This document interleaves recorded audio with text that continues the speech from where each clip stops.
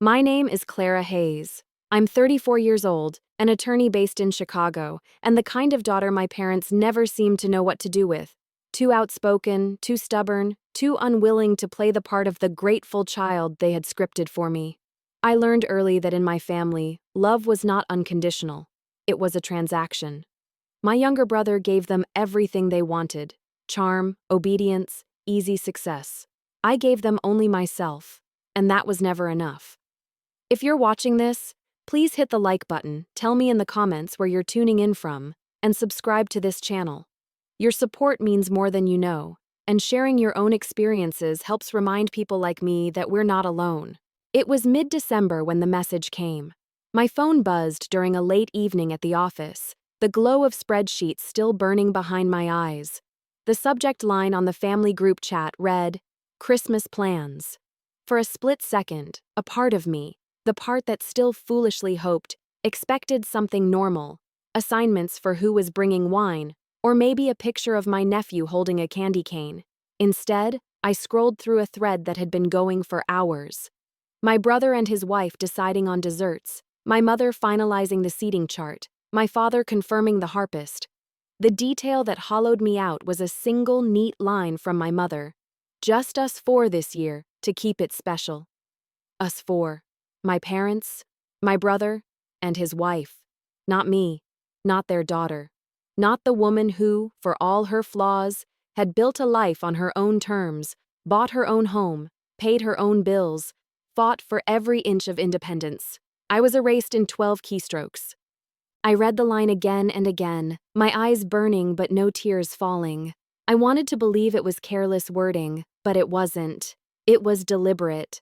My parents had always been experts in erasing me without ever raising their voices. At birthdays, I was the optional guest. At family trips, I was the one they forgot to book tickets for until the last moment. Even at my brother's wedding, I was seated at the far corner of the reception, close enough to witness but too far to belong. This Christmas was only the latest chapter in a book they'd been writing my entire life. And yet, something inside me shifted that night. For the first time, I didn't feel the old ache of waiting to be chosen. Instead, I felt a quiet clarity. I sat in the dark office long after the cleaners had gone home, the city glittering beyond the glass. And I realized, if they had left me with shadows, I didn't have to stay in them. This Christmas, I wouldn't beg for a place at their table. I would build one of my own. The strangest part of being excluded is not the noise of rejection. It's the silence. My parents didn't call to explain, didn't text to soften the blow. They didn't even bother with the courtesy of pretending I was considered. It was as though I had never existed in their Christmas at all. That silence pressed on me in the days that followed. At work, I found myself rereading the group chat during breaks, my eyes tracing over the same lines until they blurred. "Just us four this year, to keep it special." The sentence lived in my chest like an echo chamber, but with each reread, the sting dulled, replaced by something sharper: defiance. I told myself that I wouldn't spend another holiday pretending not to care. I wouldn't post pictures of a quiet weekend or smile through pitying looks from relatives who noticed my absence. I wouldn't book a last-minute flight to some beach resort just to prove to myself that I wasn't alone. Number. This year would be different. The first thought that came was escape. I could vanish into Italy, lose myself in Florence under twinkling street lamps, sip red wine until the ache softened. But escape was still surrender. It meant accepting their version of the story, that I was disposable. Then another thought rose, quieter but stronger. What if I didn't run? What if I built something instead? My mind returned to the house I had bought that spring, perched in the mountains outside Aspen. A place meant to be a retreat, somewhere I could disappear for weekends and recharge after trial. The house had always been my escape. But now, for the first time, I saw it differently. Not as a hiding place, but as a stage. The idea bloomed so quickly it startled me. What if Christmas didn't belong to them this year? What if it belonged to me? I pictured the house alive with laughter, the fire glowing against the tall windows, a dining table lined with people who had been overlooked just like me. My aunt, who had stopped receiving invitations after her divorce. My cousin, who was always dismissed as unreliable. Even my godmother, who lived only a few blocks from my parents but was rarely included. All the people on the fringes. All the people like me. The more I considered it, the more it felt like oxygen. Not only would I refuse to sit in their shadows, I would create light of my own. Light so bright it would draw others in, leaving my parents staring at empty chairs around their carefully staged dinner table. It wasn't about revenge. Not entirely. It was about refusing to let them write the script again. If they wanted an intimate Christmas, they could have it. But the rest of us? We deserved more. That night, I pulled out a notebook and began sketching lists. Guests, menus, decorations, music. Each line I wrote was a quiet rebellion, a way of taking back the holiday that had always been stolen from me. I didn't know yet exactly how it would unfold, but I knew this. Silence would no longer be my inheritance. This Christmas, the silence would belong to them. The plan lived in my notebook at first, nothing more than a list of names and half-formed ideas scrawled between late-night cups of coffee. It could have stayed that way. Another fantasy born from years of being left out. But something inside me knew it had to be more. If I was ever going to change the story, I couldn't just imagine a different Christmas, I had to build one. The hardest part wasn't choosing who to invite, it was choosing how to invite them. I didn't want pity. I didn't want anyone to come just because they felt bad for me. This couldn't be framed as a rebellion or an attack against my parents. If it was, people might hesitate.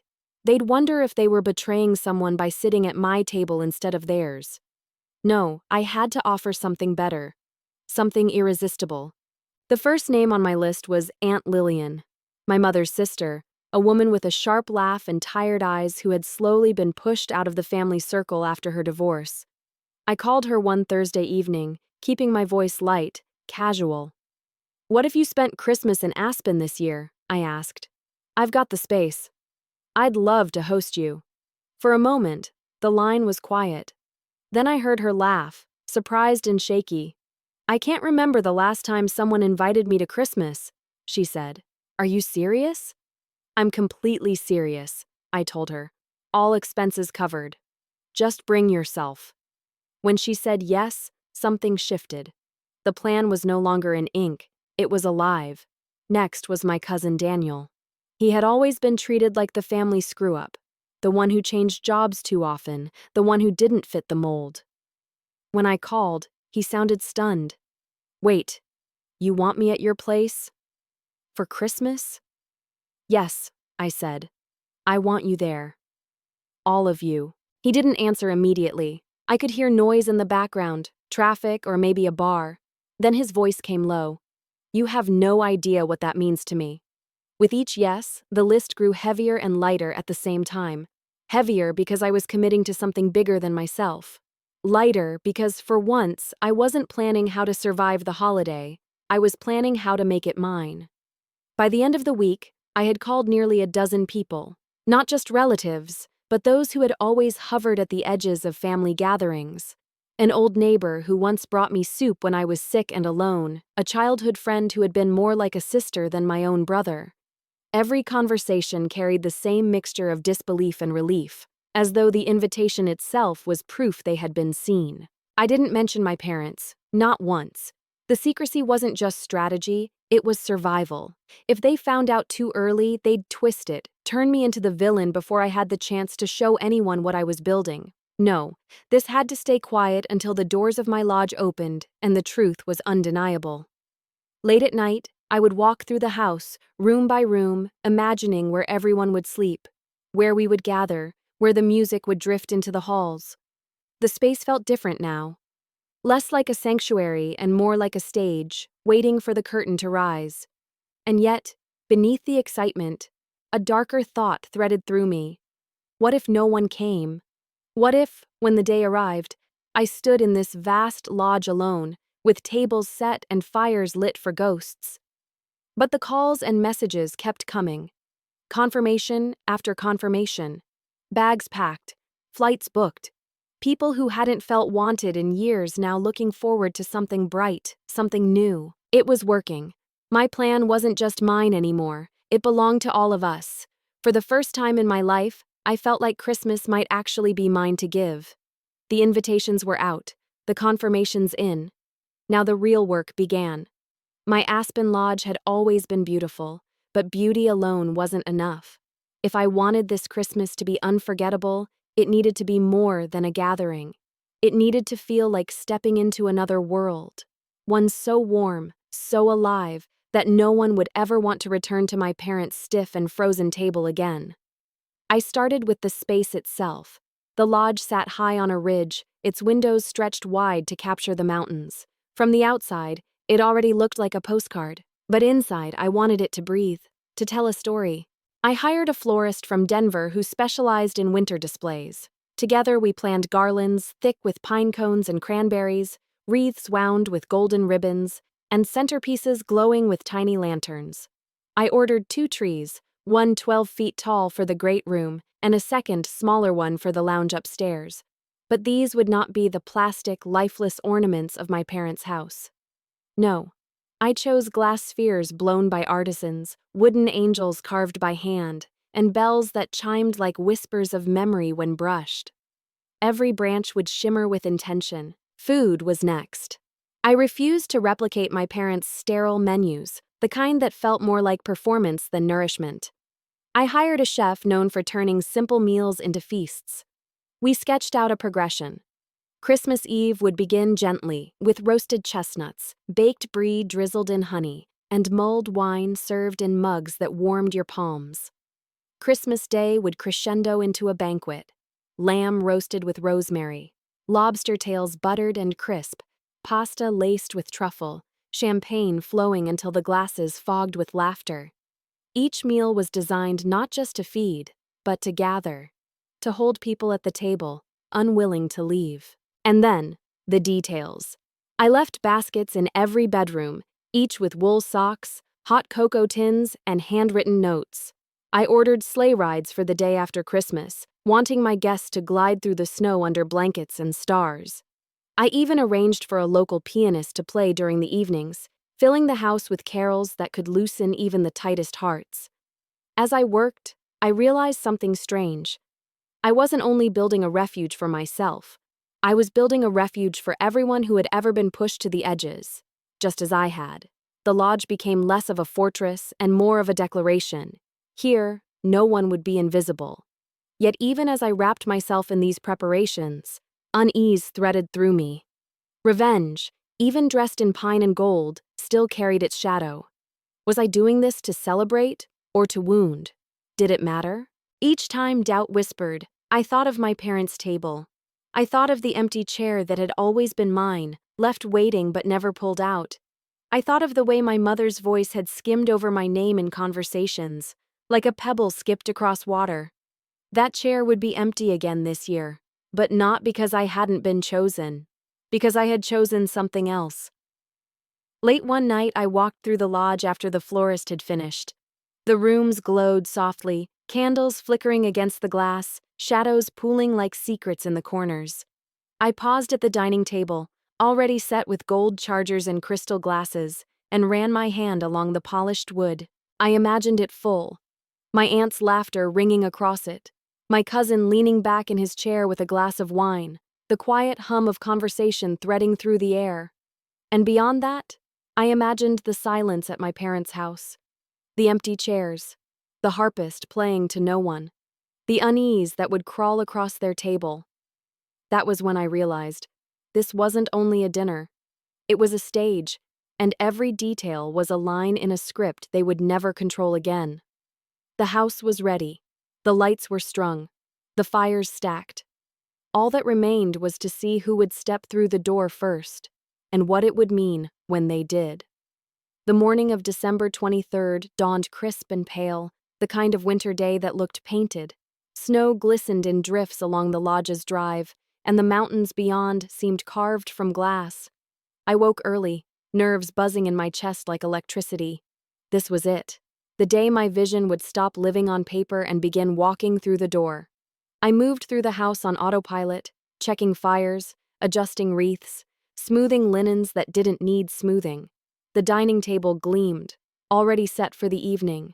Gold chargers, candles of varying heights, napkins tied with sprigs of rosemary. The air smelled faintly of cinnamon and pine, a scent that had settled into the walls after days of preparation. By mid-morning, the texts began to arrive. Landed. Snow here is incredible. Then another. Shuttle just left. See you soon. With each buzz of my phone, my pulse quickened. Months of planning, weeks of secrecy, and now it was real. The first shuttle appeared at the top of the drive just after noon. Tires crunched over packed snow as it rolled to a stop. My breath caught as the doors swung open and Aunt Lillian stepped out, bundled in a thick coat, her cheeks pink from the cold. She paused, taking in the lodge's towering windows and garland-strung porch, and then her eyes filled with tears. "Clara," she whispered as I met her halfway down the steps. This is beautiful." Behind her came Daniel, grinning sheepishly, a duffel slung over his shoulder. "You weren't kidding," he said, sweeping his gaze across the house. "This is like something out of a movie." I led them inside, taking coats, ushering them toward the fire. The moment their boots hit the polished wood floors, the reaction I'd been hoping for unfolded. Eyes widening, mouths parting, the kind of awe that no words could quite hold. Within the hour, the second shuttle arrived, then the third. Each new wave of guests was like another log added to the fire. The energy grew richer, fuller, until the lodge felt alive in a way I had never experienced. My cousin brought his children, who squealed as they ran from room to room, trailing laughter through the halls. An old neighbor I hadn't seen in years hugged me tight, whispering, "Thank you for remembering me." The house absorbed them all, each arrival layering warmth upon warmth. People wandered from room to room, pausing to admire the view, the trees, the hand-carved ornaments. Someone murmured that it felt like a set from a Christmas film, and I felt a flicker of pride.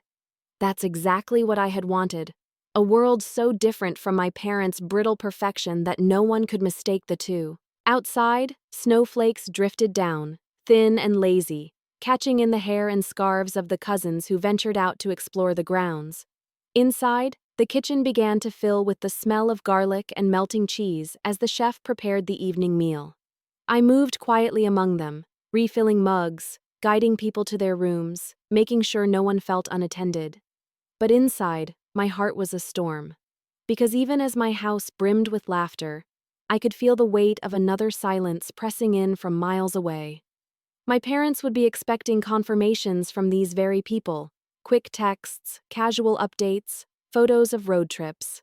Instead, they were met with absence, empty lines where names should have appeared. And with each arrival here, their table grew emptier there. By the time the sun dipped behind the peaks, the lodge glowed against the snow. Lights twinkled in every window, smoke curled from the chimneys, and every time someone opened the door, laughter spilled into the night air before being swallowed by the cold. That evening, after a dinner of baked brie, roasted chicken, and mulled wine, we gathered in the great room. The fire roared, casting light across faces I loved, but rarely saw all together. Aunt Lillian sat knitting near the hearth.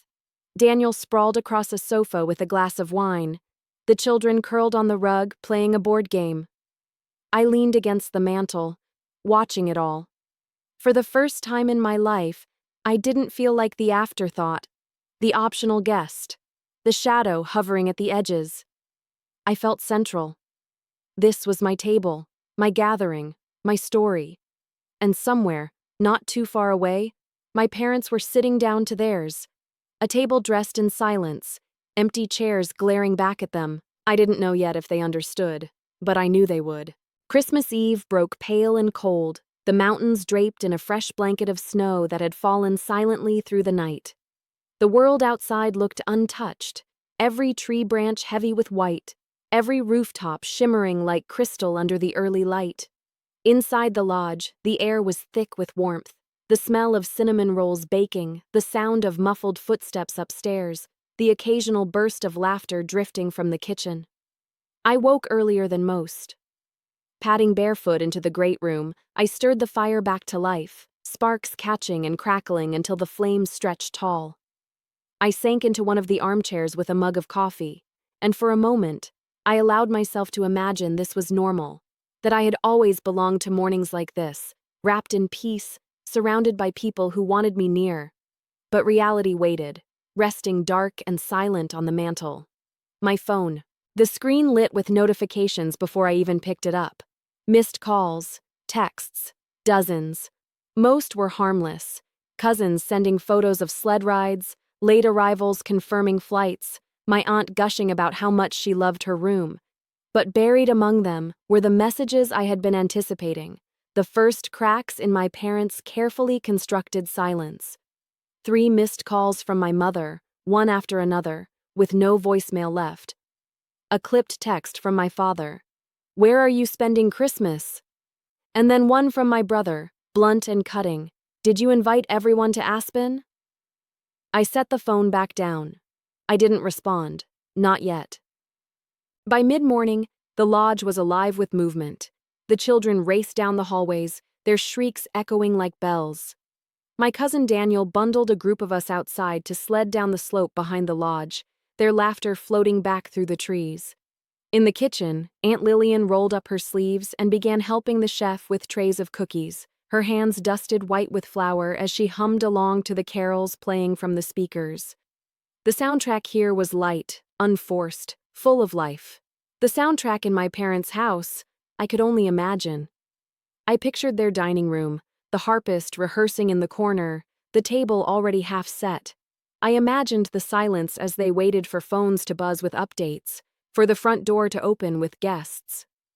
I imagined the creeping unease as nothing came. Just before lunch, my phone buzzed again. This time, I read the words twice. "You've manipulated the family. You've stolen our holiday. You've deliberately embarrassed us." My mother's sentences tumbled without punctuation, a storm of accusations spilling across the screen. Beneath the sharpness, I could feel the disbelief. This was not a scenario she had ever prepared for. The daughter she had relegated to the shadows had built something brighter than her carefully curated perfection. And worse, people had chosen it. I slid the phone into a drawer in the upstairs office, shutting it away. My silence was intentional. Let them sit with the absence. Let them feel the echo of being left out, just once.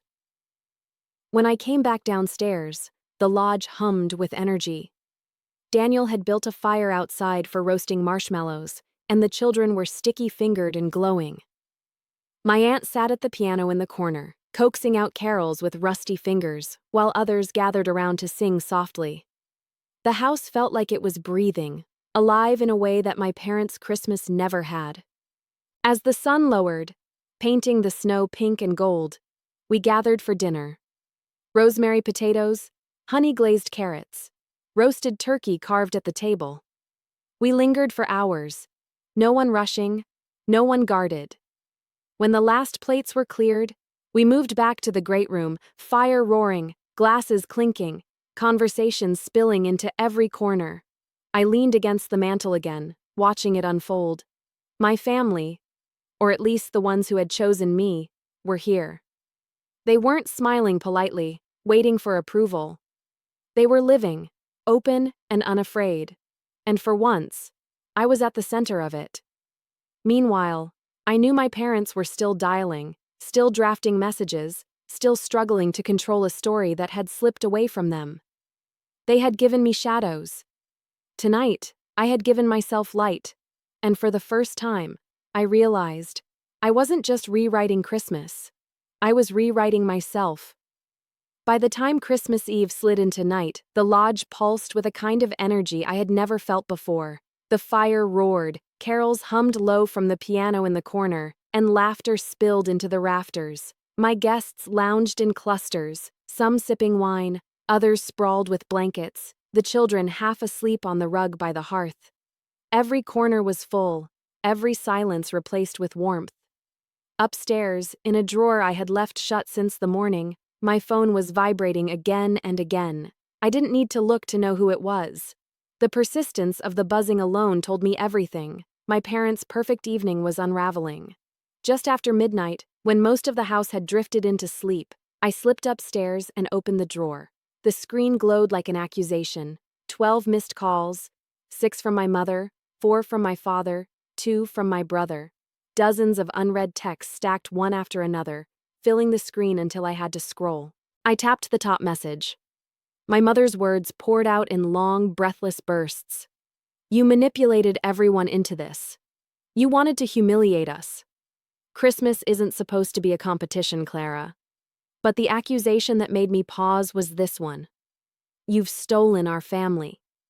I let the words linger in my head. Our family. As if she had ownership. As if people's presence at her table was guaranteed. Owed. The irony was almost too sharp to bear. They had spent my entire life treating me as the optional guest, the one easily left behind. And yet, one Christmas apart, and suddenly it was theft. I scrolled further. My father's texts were shorter, clipped, precise. "This is petty. Stop this. Call us back. Family shouldn't keep score." His words were as detached as ever, but underneath I could sense the same panic. He wasn't used to losing control. He wasn't used to being ignored. And then my brother's voice, blunt and cutting. "You've made your point. Now answer them." But I didn't. I set the phone back into the drawer and closed it again. My silence was the answer. Downstairs, the lodge was quiet now, bathed in the golden glow of dying embers. I walked slowly through the rooms, past stockings heavy with gifts, past the long table littered with empty glasses and wax-dripped candles. The house felt lived in, touched, alive. This wasn't a performance. This was presence. I thought of my parents' house at that very moment, the harpist still plucking at strings in a half-empty room, the untouched place settings, the brittle smiles stretched across faces trying to hide the discomfort. For once, they were the ones staring into absence. That was the true revenge.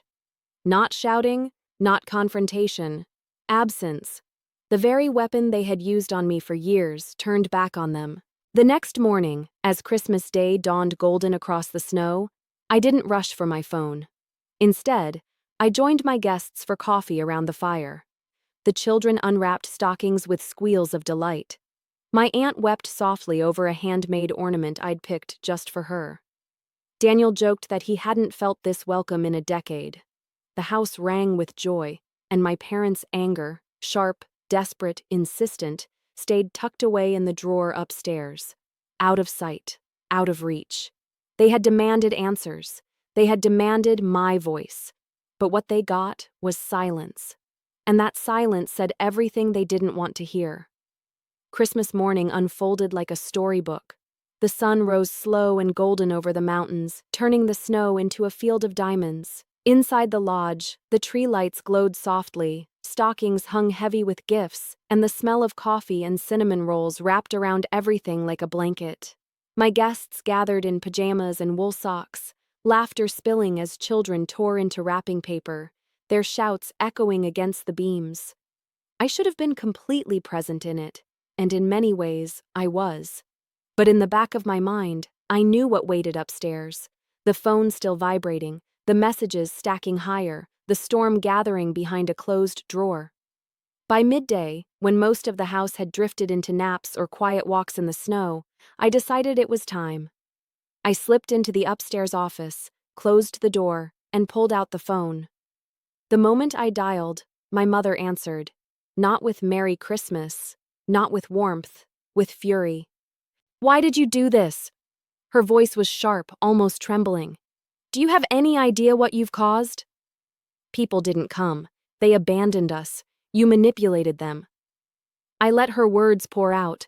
I didn't interrupt, didn't defend. I just listened, the silence on my end forcing her to keep talking. When she finally stopped, I spoke evenly. "I invited the family because I wanted to spend Christmas with people who wanted me there. That's all. They chose to come." There was a pause. Then her voice hardened. "This wasn't about inclusion. This was about humiliating us. You've turned Christmas into revenge?" I almost laughed. "You excluded me, Mom. You wrote that message yourself. Just us four." You didn't want me there." She stumbled over her reply, backpedaling. "We didn't mean it that way." It wasn't personal, but I had heard that excuse all my life. Not personal. Too sensitive.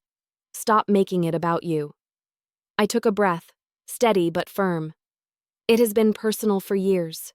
You just never noticed. That was when my father's voice cut in, cool and detached as always. "This is blown out of proportion. Families don't keep score. You need to stop dramatizing." I gripped the phone tighter, anger flaring. "Keeping score? That's all you've ever done. Every holiday, every dinner, deciding who mattered and who didn't. You made me invisible, and now that you're the one staring at empty chairs, suddenly it matters." There was silence on the other end. Heavy, stubborn silence. I knew that tone. The refusal to admit. The refusal to see. "I'm not going to argue with you," I said finally. "I hope you enjoy the rest of your day." And before either of them could answer, I ended the call. For a moment, I just sat there in the quiet office, staring at the phone in my hand. My pulse was racing, but not from fear, from release. I had spoken the words I had carried for decades, and I hadn't crumbled. I hadn't begged. I had simply told the truth and walked away. When I returned downstairs, the lodge was bathed in late afternoon glow. My guests were gathered again in the great room, sipping cocoa, telling stories, the fire crackling at their backs. No one asked about the call, and I didn't offer. The weight of it was mine alone, and I was content to leave it upstairs, behind a closed door, because down here, in the laughter and warmth, was the only answer that mattered. When I walked back into the great room, the light had shifted. The sun was already sinking behind the peaks, leaving the snow outside painted in strokes of gold and rose. Inside, the fire had settled into steady embers, casting a soft glow across the room. My guests were scattered in small groups, my aunt knitting with quiet focus, Daniel teaching the children a card game, two cousins curled up on the sofa sharing a blanket. The air hummed with contentment. No one asked about the phone call. I think they knew, or maybe they didn't need to. The weight of years spent in my parents' orbit was obvious to anyone who had stood in its shadow. I sank into a chair near the fire, cradling a mug of cocoa someone had left on the table. For the first time in hours, the tension in my chest eased. The conversation with my parents had not exploded into screaming, but it had ended the way so many of our exchanges always had, with their refusal to admit and my refusal to beg. The difference this time was that I hadn't walked away empty. I had this. Daniel caught my eye from across the room. He rose, crossing over with a quiet grin, and sat beside me. For a moment, neither of us spoke. Then he said, "They called me, too." I turned to him, eyebrows raised. "Earlier today," he explained, "your mom wanted me to explain why I'd taken your side." He used air quotes, his smile faint. "I told her there were no sides. I just wanted to be here." His words hit me harder than I expected. Not because I didn't believe him, but because, for so long, I'd assumed everyone was too afraid to see things clearly. "And what did she say?" I asked. He shrugged. "She didn't like it." "But that's not my problem. Look around, Clara. This feels real. Their table doesn't." I glanced at the room again, at the way my aunt's laughter blended with the sound of the children squealing, at the glow of firelight on familiar faces, at the ease in the air. He was right. This felt like Christmas. Theirs had been an illusion of control. Later that evening, we gathered for dinner. The chef served lamb roasted with rosemary, plates piled high with roasted vegetables, baskets of warm bread passed down the long table. Candles flickered against the windows, their light reflected in the snowy darkness outside. For hours, no one rushed, no one checked their phones, no one seemed to wish they were anywhere else. At one point, I excused myself, stepping onto the porch for a breath of air. The night was cold enough to sting my lungs, my breath curling white into the darkness. Behind me, laughter filtered through the windows, muffled but strong. The lodge glowed from within like a beacon, every window golden against the black. I thought of my parents again, of their table, their harpist, their brittle smiles. I thought of the empty chairs they couldn't explain away. For decades, they had made me the absence. Tonight, I had given that absence back to them. And yet, standing there under the stars, I realized it wasn't only revenge that filled me. It was relief. Relief that I didn't have to keep fighting for scraps of love.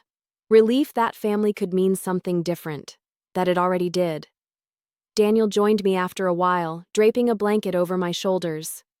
"You know," he said, "they're probably never going to get it. Not the way you want them to, I know." The words slipped out with surprising ease. But maybe that's the point. I don't need them to get it anymore. He nodded, sipping his wine. Then maybe you finally won. We stood in silence for a long moment, the night stretching wide and endless around us.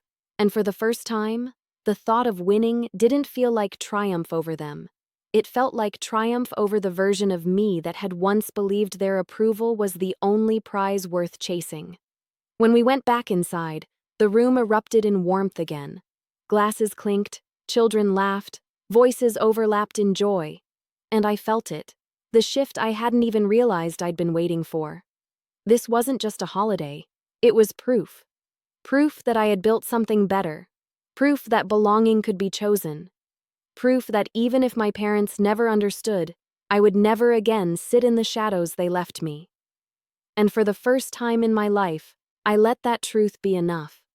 The day after Christmas always carried a strange heaviness. In my parents' house, it was the heaviness of disappointment.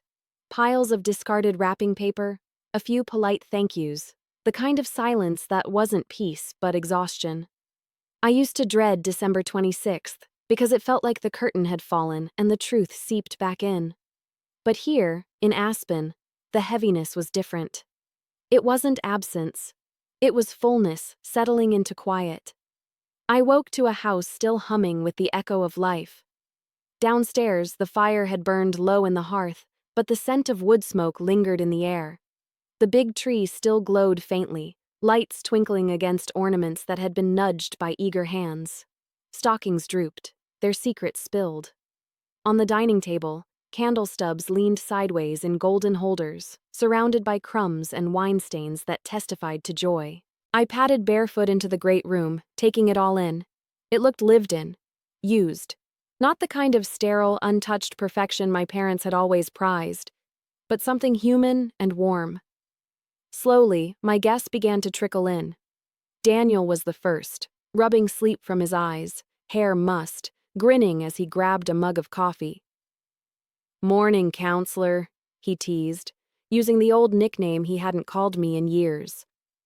Aunt Lillian followed, wrapped in a thick sweater, humming under her breath as she settled into an armchair.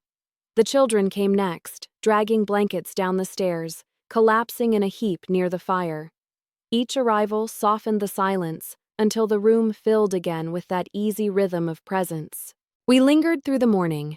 No one rushed. Some told small stories about past holidays, others laughed about sled rides or burned cookies.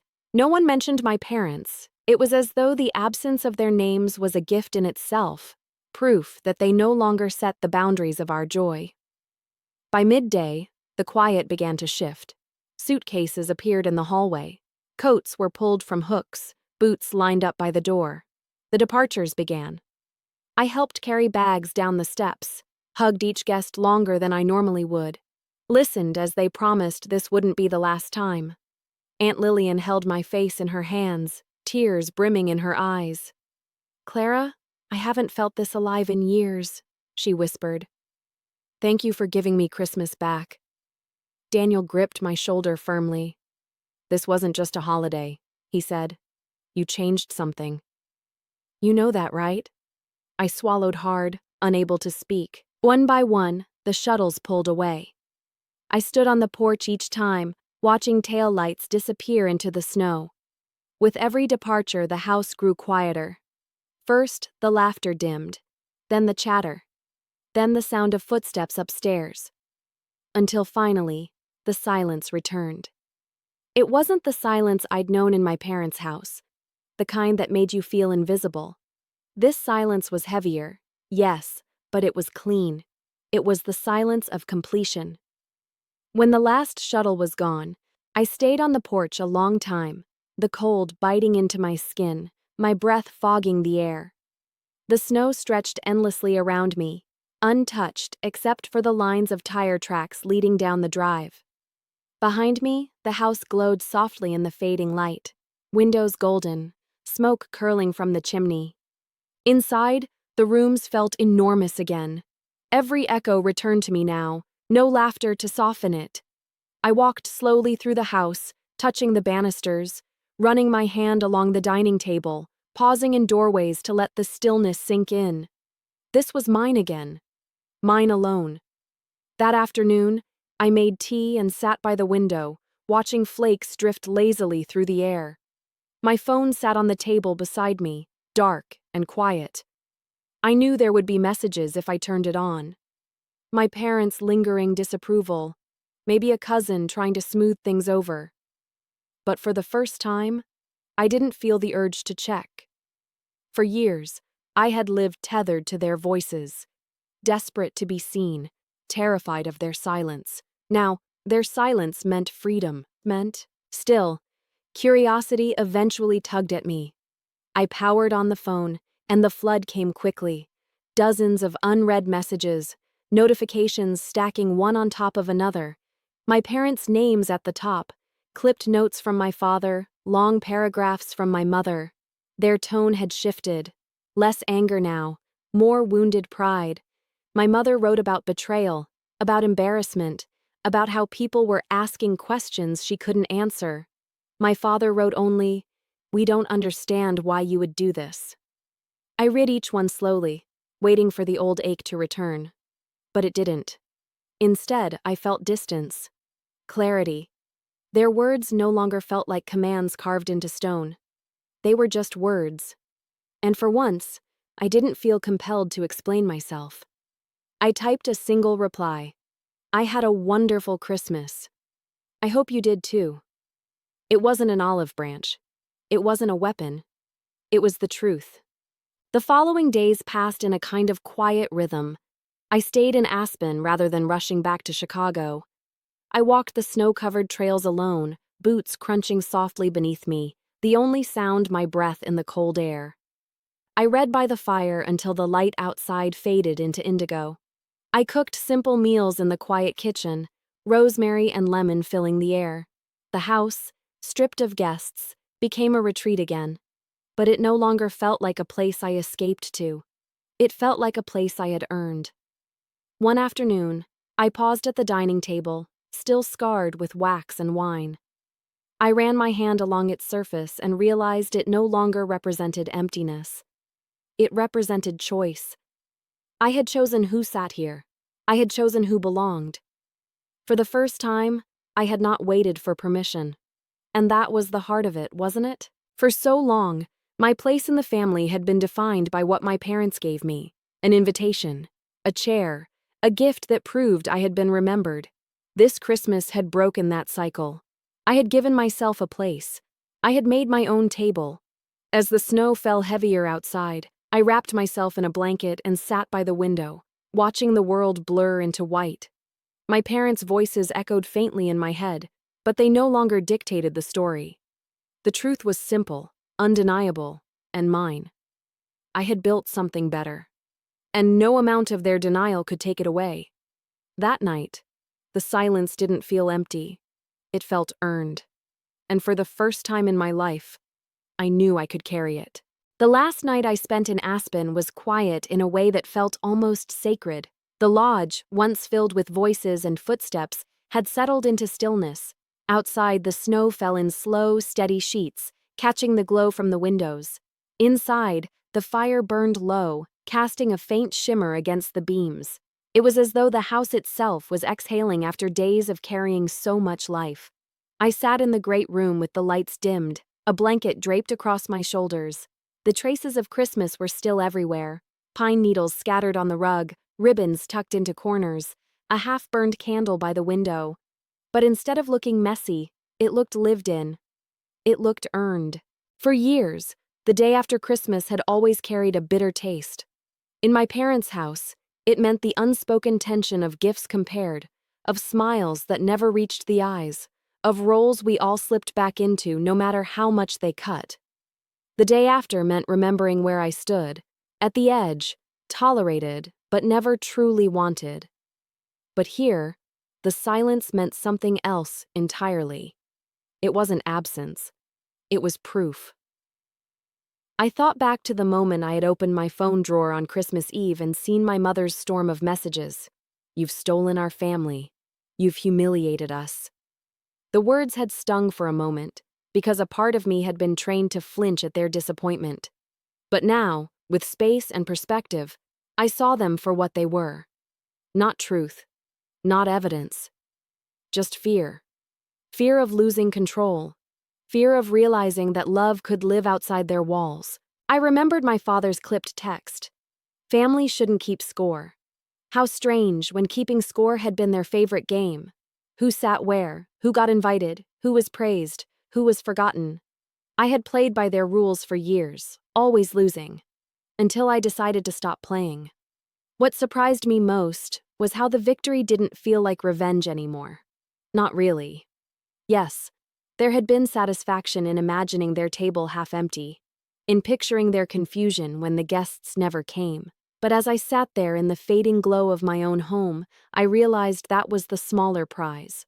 The bigger one was here, the laughter I could still hear echoing faintly in the rafters, the joy pressed into the walls, the way people had looked at me, not as an afterthought, but as the center. It struck me then that revenge and freedom had worn the same mask all along. What began as one had become the other. I rose from the chair and walked slowly through the house one last time. In the bedrooms, the blankets were still rumpled, the faint scent of perfume and pine lingering in the air. In the kitchen, a tray of cookies had gone stale on the counter, crumbs scattered like snow. In the hallway, a scarf lay forgotten, draped over the banister like a quiet reminder that someone had felt comfortable enough to leave a piece of themselves behind. Everywhere I looked, I saw evidence of belonging. Belonging I had built, not begged for. When I returned to the great room, I turned off the last of the lights and let the fire die down. Outside, the snow fell harder, muffling the world into silence. I pressed my palm against the window pane, feeling the cold bite through the glass, and I thought of the girl I used to be, the one who sat quietly at the edge of her parents' table, waiting to be noticed, waiting for a smile, for a gesture, for something that never came. She felt far away now. Not gone, she would always live inside me, but no longer steering the wheel. I wanted to reach back and tell her, "You don't need their table. You can build your own." That was what this Christmas had proven. That was what Aspen had given me.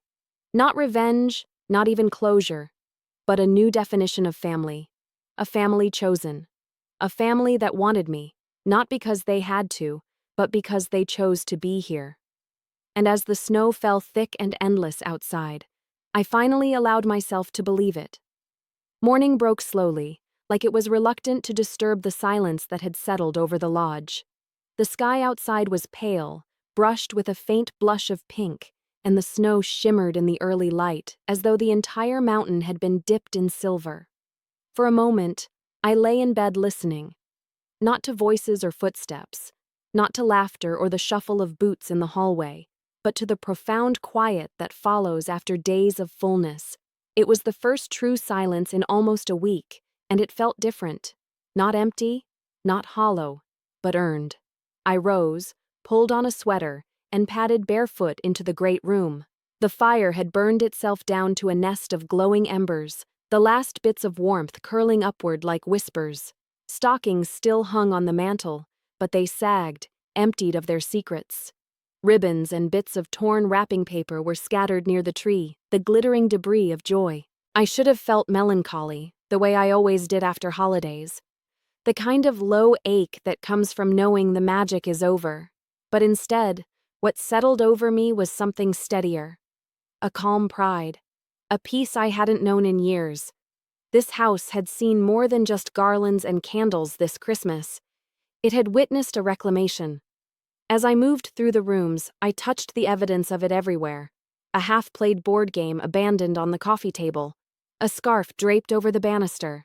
The faint smell of cinnamon still clinging to the air. Each detail was proof.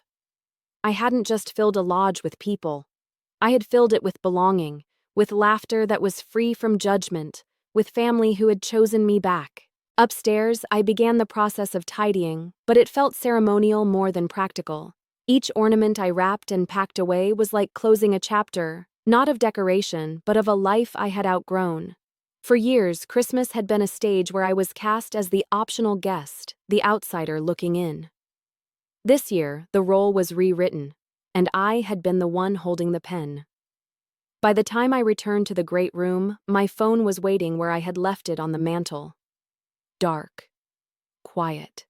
Still carrying the weight of unanswered calls and unsent replies. I stared at it for a long time before finally switching it on. The screen lit up with messages that came like a flood.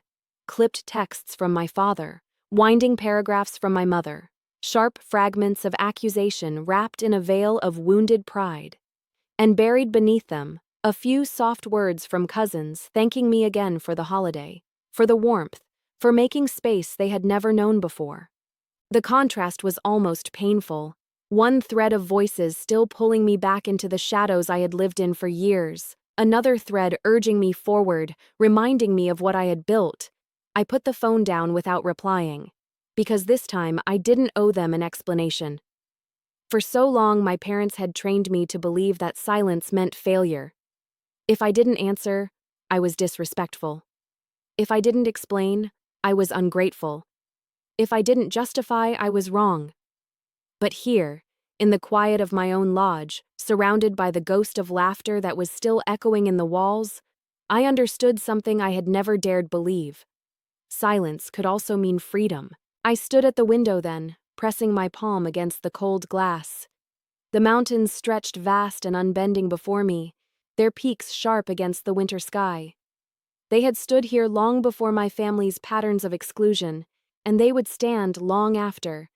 They were proof that some things endure, not because they are chosen, but because they are strong enough to exist without approval. In that reflection, I whispered something to myself, soft but certain. We're free now. The day passed gently. Guests trickled out one by one, bags rolling across the floor, hugs exchanged at the doorway, promises to visit soon, to write, to stay closer this time. I walked each of them to the porch, watching as the shuttles carried them away, their breath turning into mist in the cold. With every departure, the house grew quieter, but not lonelier. The echo they left behind was warm, not cold. When the last shuttle disappeared down the long drive, I stayed outside for a moment, my boots crunching against the untouched snow. The air was sharp, the kind that bites your lungs, but I didn't mind.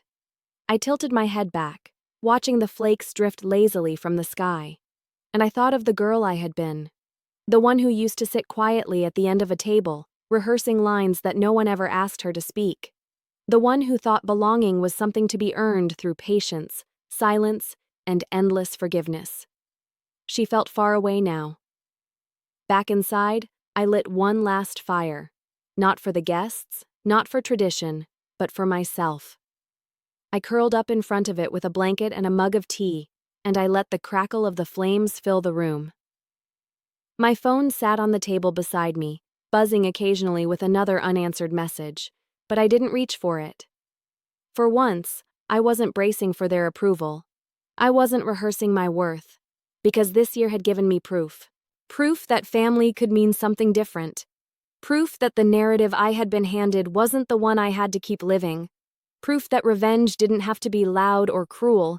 It could be quiet, radiant, and dressed in lights. The revenge wasn't that my parents had been left with empty seats. The revenge was that I no longer needed their table at all. And now, I want to speak directly to you. To the person sitting there, watching this, maybe recognizing pieces of yourself in my story. Maybe you've been excluded too. Maybe you've been erased, made small. told in 1,000 subtle ways that you don't belong. I need you to hear me clearly. You are not defined by the invitations you don't receive. You are not less because someone else failed to see your worth. And you do not have to keep waiting for them to choose you. You can build your own table. You can create your own holiday. You can surround yourself with the kind of people who look at you and see not an afterthought, but the center. I know it sounds terrifying. I know it feels impossible.